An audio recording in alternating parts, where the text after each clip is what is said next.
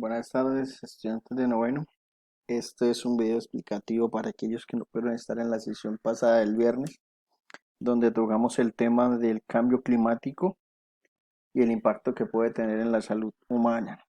Entonces, lo primero que nosotros hicimos fue un análisis a partir de algunos datos aportados por la Organización Mundial de la Salud, de cuáles son esos 5 factores que pueden afectar la salud humana dependiendo de las actividades del cambio climático. Estas son actividades que realiza el hombre y a partir de estas mirar cuáles son los criterios en los cuales la humanidad puede intervenir para que la salud no se vea deteriorada. Entonces, de acuerdo a eso, estos 5 tópicos básicamente son aquellos elementos que pueden tener una afectación directa, no solamente en el aporte de gases de efecto invernadero para el aumento de la temperatura de la Tierra y por ende el cambio climático, sino también en las afectaciones en cuerpos de agua, aire, calidad de suelo, calidad de todo y en general de factores abióticos que tienen una incidencia directa sobre las dinámicas de los ecosistemas. Empezando por este, es el factor de vertimiento de lixiviados. Esto se da particularmente por las empresas y por el caso de las urbes, donde todos los materiales de desecho van a parar a ríos, lagos, lagunas y por ende al mar, donde no solamente se contamina el agua con el vertimiento de lixiviados, sino también a toda la fauna y flora que habitan estos ecosistemas.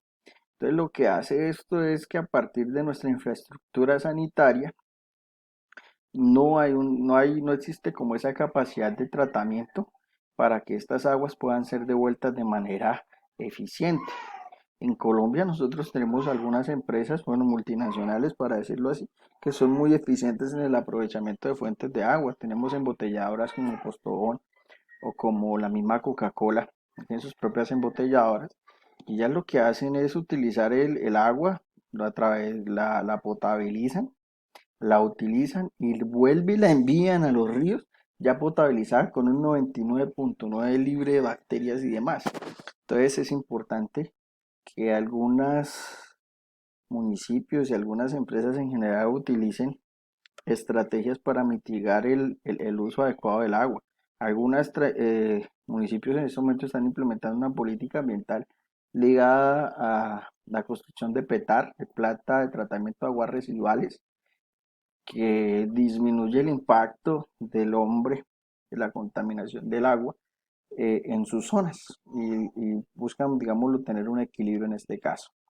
El segundo elemento que hay que tener en cuenta es la deforestación, que es importante no solamente por el aumento de la emisión de carbono. Ustedes recuerdan en el tejido suberoso los anillos de carbono que se forman en el tronco de plantas se almacenan dióxido de carbono. Entonces, cuando hay un momento de tal deforestación, lo que hace es liberarse este dióxido de carbono nuevamente en la atmósfera y no solamente va a hacer esta afectación, sino también que va a llevar a que parezcan vectores de enfermedades como la malaria y el dengue, que aquí en América Latina, pues, a pesar de tener COVID-19, también son consideradas epidemias y se agravan mucho con el aumento de la temperatura. Entonces lo que hace esto de cierta manera es ayudar a que el suelo se erosione, aumente la desertificación. Recuerden que los árboles funcionan como una barrera natural para la desertificación y por tanto haya una pérdida de cobertura de vegetal. Si sigo en este orden de ideas, lo siguiente son las quemas no controladas para agricultura, especialmente en zonas como el Amazonas. Vemos hoy en día que se ha reducido gran parte de los árboles y plantas que allí habitan. Esto es una práctica que nuestros campesinos todavía realizan de manera rudimentaria.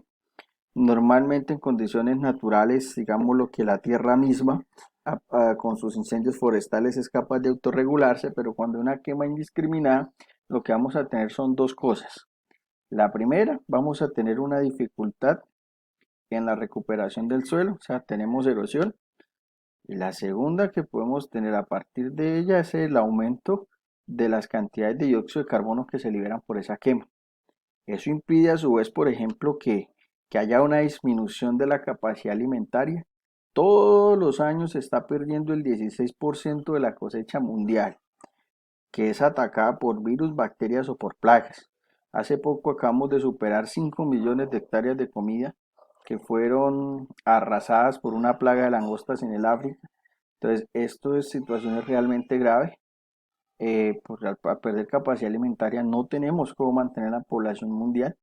La segunda es que no hay un uso adecuado sobre los recursos o sobre los residuos que nosotros generamos. Una persona promedio en un solo día genera 3 kilogramos de basura, o 2,5 para ser exacto. Entonces en el 2050, por ejemplo, se tiene previsto que ya el mar en su totalidad va a estar cubierto de plástico. Hoy en día tenemos una isla de plástico del tamaño de Francia y encontramos ya que en el 90% de los peces hay fibras de microplástico. Esas fibras de microplástico llegan a nosotros. Entonces, no solamente se va a generar esto, sino que se va a generar una falta de potabilidad del agua y falta de acceso. Hoy en día 1.200 millones de personas no tienen acceso a agua potable. Entonces genera enfermedades como el paludismo, la diarrea, y eso básicamente lleva a que la situación de salud se agrave. Estos serían todo. Ahora, aquí hay una situación toda complicada que es la cuestión del cambio climático y la influencia que tiene sobre las corrientes de aire y la calidad de aire.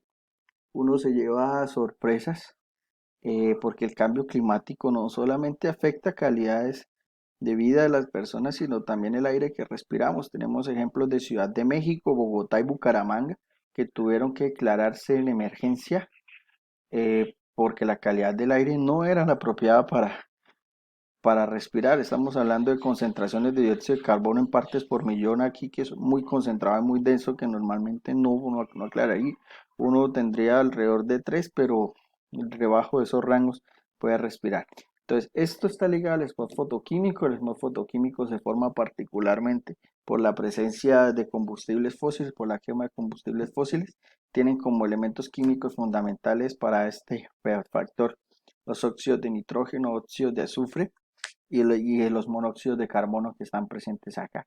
Entonces, un aire limpio genera enfermedades respiratorias que se pueden agravar con las temporadas de invierno y con las famosas etapas de influencia que tienden a matar miles de personas en varias regiones del mundo durante cada año. Y eso nos lleva entonces a una pregunta.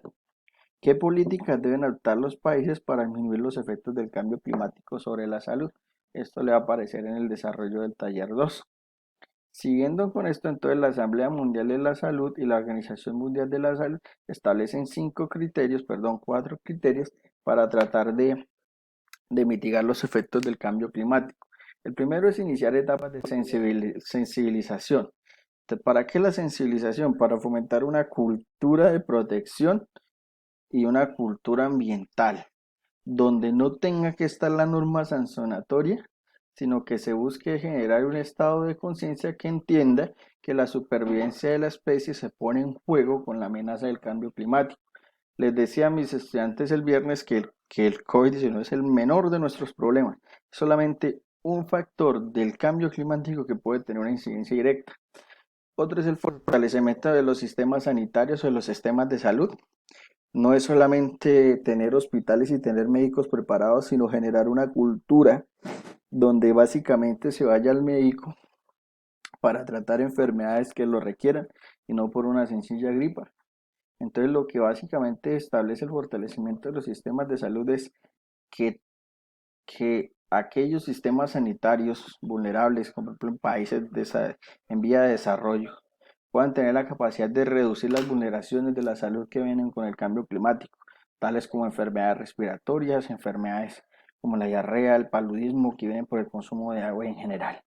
Otro es generar un sistema de alianzas, es coordinar entidades gubernamentales y una política orientada hacia la protección de la salud como una agenda importante, no solamente como política de Estado, sino como política prioritaria. También vamos a entender que hay que apoyarse mucho en la ciencia.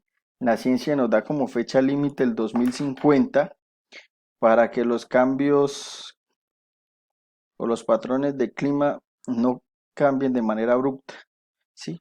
Por ejemplo, si seguimos como vamos para el 2100 sin ningún tipo de intervención en la economía que nosotros utilizamos con costumbres como el consumo de energías fósiles y demás ritmo de vida que llevamos con la tasa poblacional como va, cada 10 años se va a aumentar un grado y en el 2100 la Tierra será inhabitable. Entonces, en ese sentido, nosotros vamos a encontrar que la Tierra será inviable dentro de 70, 80 años. Entonces es importante realizar un punto de reflexión sobre este criterio ambiental. Muchas gracias chicos y espero esta explicación les pueda servir.